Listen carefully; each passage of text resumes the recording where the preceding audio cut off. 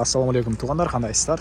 Назарыңыздарда қайрадан эле базар жоқ каналы бүгін 1 февраль 2023 жыл. Мен Бишкек шаарынын түндүк тарабы Аламидин районуна караштуу Салкын конушунда жүрөм. Ушул жерден бир сатылуучу үй бар экен, ошол жөнүндө силерге маалымат берейин дегем.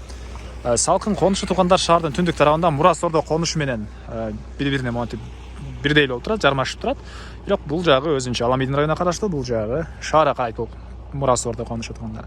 Бүгүн ушул Салкын конушуна сиздерге азыр сатылуучу үй көргөзөм.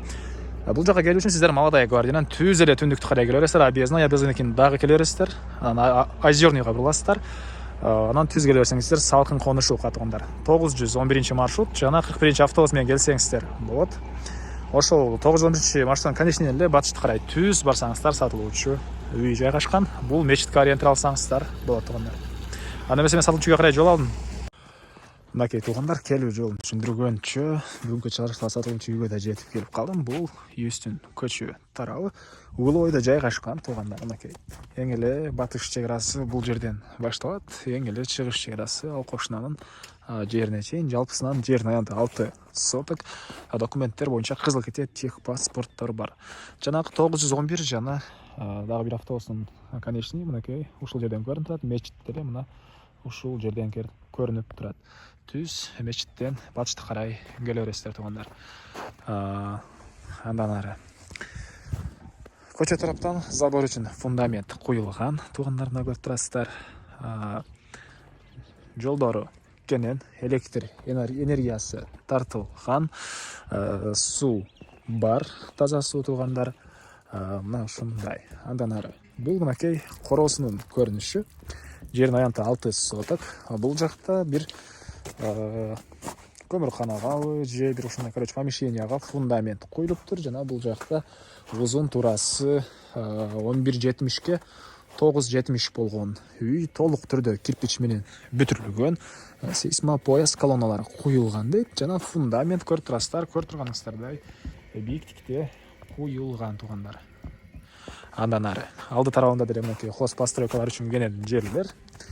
Тегеренте бардык чек араларга забор үчүн фундамент коюлуп турат. Бул үйүбүздүн түштүк тараптан көрүнүшү. Так. Андан ары эми ички тарабына кирип калган маалыматтарды берейин. Документи боюнча кызыл китеп бар. Анан мектеп боюнча айтсак, жаңы эле түшкөн мектеп бар туғандар. Бул жакта Мурас Ордодо быйылкы жылы сентябрда ишке берилди чоң мектеп. Жана Озерныйдын мектеби деле жакын жерде жайгашкан. Каалаган мектебине алып барсаңыздар болот. Жана ошондой эле садиктер, частный садиктер бар экен. Эми ички тарабына кирип калган маалыматты берейин. Бул мынакей негизги кирүүчү эшиги. Үй жаңы эле бүткөн туғандар. Азыр ички тарабында ремонт иштери жүрүп атат. Бул үйдүн кире бериши прихожка дейсизби же коридор дейсизби туғанда. Мына ушундай чоң бөлмө. Жана түштүк тараптан пластик терезе орнотулган. Отоплениянын батареялары ар бир бөлмөдө бар туғандар. Орнотулган. Жана үйдүн чыгыш тарабында отоплениянын котелу орнотулган, көмүр менен үйдү жылытат. Жана прихожкадан түз эле өтсөк, бул жакта бир бөлмө туғандар. Мынакей потолок гипсокартон, дуалдары шпаклевка, отопление батареялары ар бир бөлмөдө орнотулган. Жана туғандар паркет даяр экен, ламинат паркет. Кире бериш үчүн кафелдер даяр экен. Азыркы учурда дагы усталар иштеп атышат.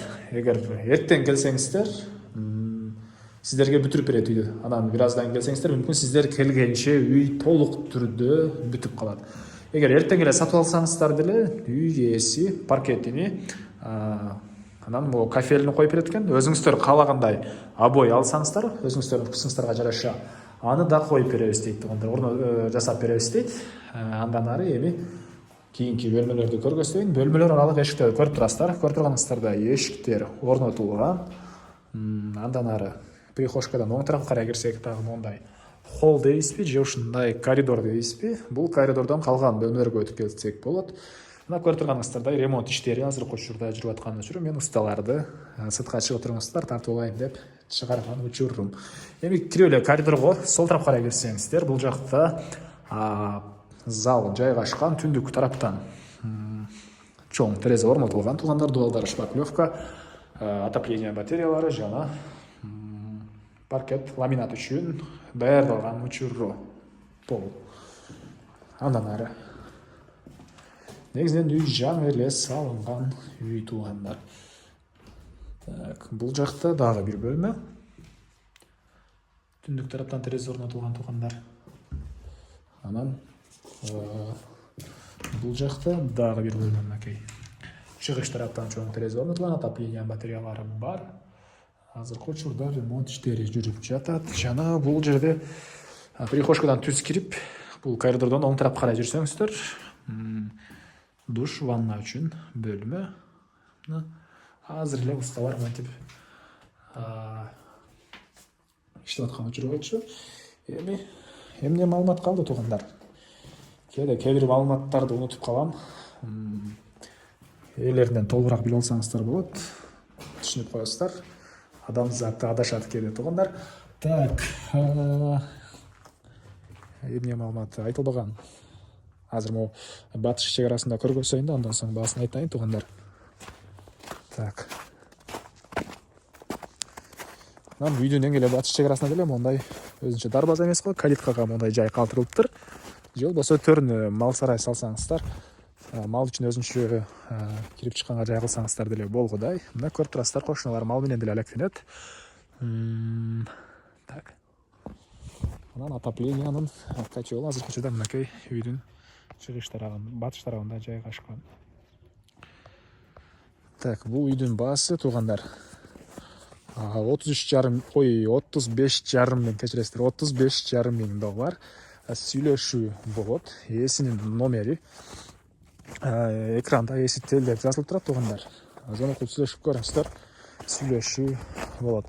35,500 доллар сүйлөшүү болот. Ички ремонтторуну 5-10 күндөн кийин алсаңыздар, может бүттүрүп берет. А эгер эртең эле алсаңыздар деле өзүңүздөр каалаган вкус менен обойлорун чаптап бүтүрүп берет экен туугандар. Звонокто сүйлөшүп көрүңүздөр, сүйлөшүүлөр болот.